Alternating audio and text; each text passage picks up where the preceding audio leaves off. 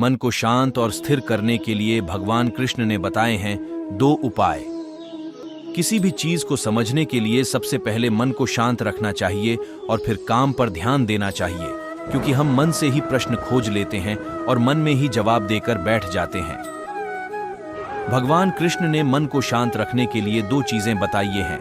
भगवद गीता में भगवान श्री कृष्ण कहते हैं, मन का बेचैन होना उसका स्वभाव है। हमारे मन को लगता है कि अगर वह अलग अलग बातों के बारे में सोचता रहेगा तो हमें आने वाली हर मुश्किल और मुसीबत से बचा लेगा, पर ऐसा होता नहीं है।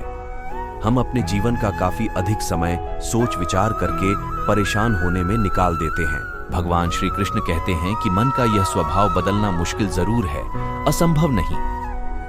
अच्छा, अब आप एक बात बताइए, क्या आप कौवे को कह सकते हैं कि वो कांव कांव की आवाज ना करे?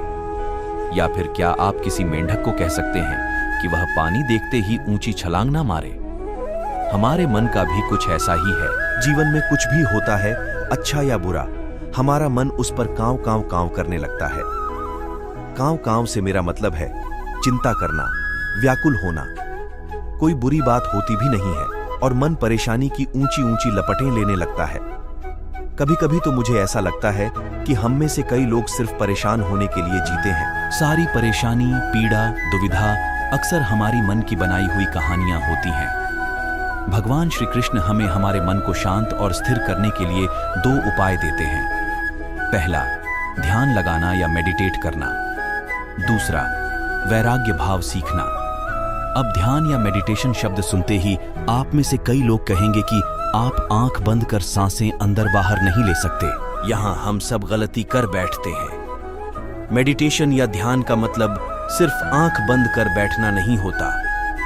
मेडिटेशन का मतलब होता है अपना पूरा ध्यान किसी चीज पर लगाना और उसे हटने नहीं देना। अगर आप रोटी बना रहे हैं तो सिर्फ उस बात पर ध्यान दीजिए। अगर आप पिक्चर देख रहे हैं तो अपना पूरा ध्यान पिक्चर पर लगाएं। यह मत सोचिए कि पिक्चर देखकर आप अपना कितना वक्त बर्बाद कर रहे हैं। जब आप जीवन के हर छोटे बड़े काम को पूरे ध्यान से करते हैं तो आपका जीवन ही एक मेडिटेशन बन जाता है। ऐसे जीवन में शांति, स्थिरता, साहस और सफलता का होना अनिवार्य है। वैराग्य भाव।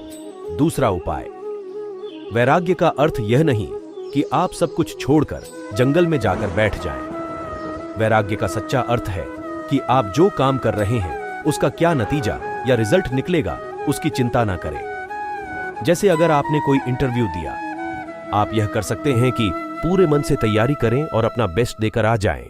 वह नौकरी मिलना या ना मिलना आपके हाथ में नहीं है। इस नतीजे के पीछे अलग अलग चीजें हैं जो आपके बिल्कुल कंट्रोल में नहीं।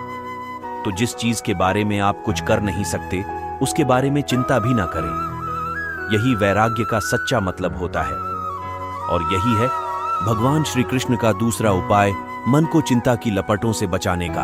याद रखिए, आप पूरे के पूरे इंसान हैं, समझदारी, संयम और कुशलता से भरे इंसान।